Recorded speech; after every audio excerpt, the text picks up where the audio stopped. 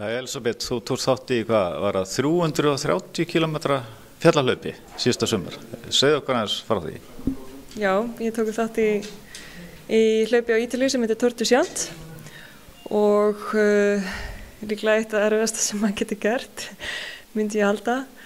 Og það var 25.000 metra hækkun í því, samanlögð hækkun, þannig að maður var annarkvort að fara upp eða niður og gríðarlega langar brekkur. Svona meðallengdin á hverju brekku var kannski 1300 metrar, einu var 1600 metrar einu og hæsti punkturinn var 3400 metrar, þannig að þetta var svona í hæð, þannig að það var ekki nóg með að þetta var mjög langt og mikil hækkun, að þá var maður líka í svona þunnu lofti, svona stóran hluta af hlaupinu.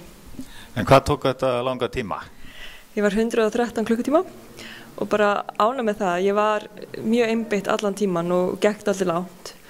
En samt, ég hafði farið hluta af leiðinni, fyrir hlutan áður í æfingum. Þannig að ég vissi hvað ég var að fara út í. Þannig ég gat svona stillt hlaupinu þannig upp að allar fyrir hlutanum að ég væri alveg góð. Og svo náttúrulega var hitt algjörlega út í, vissum ekki hvað myndi gerast. En þetta nokkur dagar, hvernig var með svefntíma? Skipulega á honum? Ég svaf ekkert fyrstu 40 klukkutímana, þá krassaði ég. Maður fer ekkert af stað og ákveður síðan alltaf að sofa ef maður ekki orðinn þreyttur, en ég krassaði hann eftir 40 tíma og eiginlega aðstæðan fyrir því að bara fæturnar mínu voru bara þurfti hvíld. Þannig að ég lagði mig í klukkutíma og var bara mjög fín eftir það, hélt áfram og svo fattaði ég bara hvernig þetta hlaup virkaði.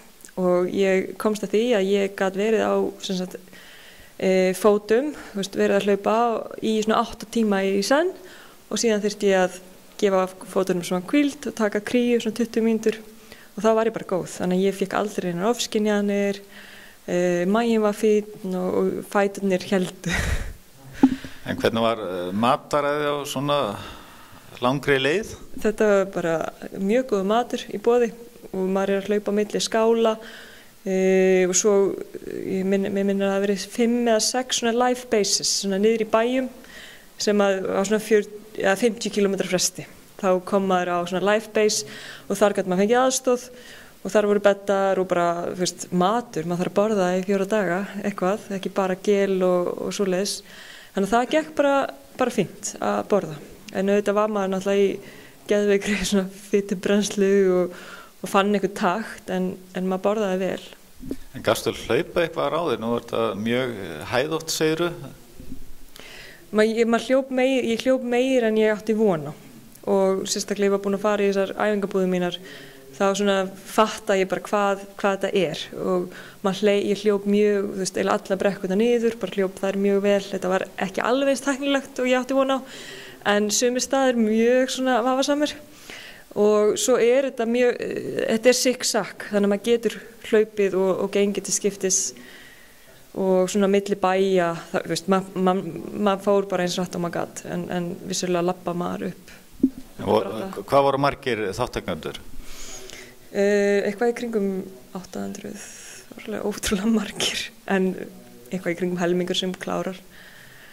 En okkur fer maður í svona langt hlaup? Þetta er tölvöld mikið lengra en þú hefur gert áður, er það ekki helmikið lengra? Jú, þetta er náttúrulega eitthvað allt annað, þú ert með 100 km hlaup og 160 km hlaup eða 100 mílur og svo með þetta er allt gjörólíkt, hvernig þú ferð inn í þetta, hvað þú ert að stoppa mikið og hvað þú ert að borða og hvernig þú ert búinn. Þetta er meiri svona project eða svona leiðangur. En samt hörkukeppni allan tíman og strategía í gangi allan tíman og þetta strategía hvernig maður borðar, sefur og hvað maður fer hratt eða rólega yfir. Þannig að þetta var bara, maður var fullu í 4 daga að gera og græja sig og bara halda áfram. Þannig að maður lærir heilmikið svona inn á sjálfan sig, hafandi farið í svona verkefni. Já, maður gerir það, en það er eitthvað, leið maður setur á sig númer, keppnisnúmer, það skiptir ekki máli hver vegalengdin er.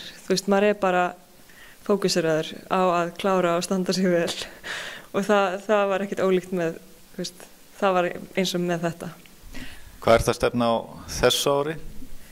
Ég ætla að líklega að taka styttri hlaup fyrir hluta árs Transvulcania í maí sem samt 70 km hlaup bara upp og niður en í styttra lagi, það alveg frekar hratt hlaup. Svo heimsmeistarakeppni í júní og það eru 50 km fjallahlaup og svo Laugavegurinn, ég stefna að taka Laugaveginn. Ekkert plana þarna eftir Laugaveginn og ágúst, kannski ef eitthvað skemmtilegt poppar upp. Og svo ég skráð í hlaup á Reunion Island sem tilheyrir Frakklandi en alveg við Suður Afríku. Og það hlaup yfir alla þá eyju og það 170 km og með 10.000 metra hækkun. Þannig að það svona í anda við Torinn en já, mun styttra. Þannig að það nóga verkefnum framöndan? Já, en ég ætla samt ekki að, það tók það langa tíma að jafna sig eftir Torinn í september.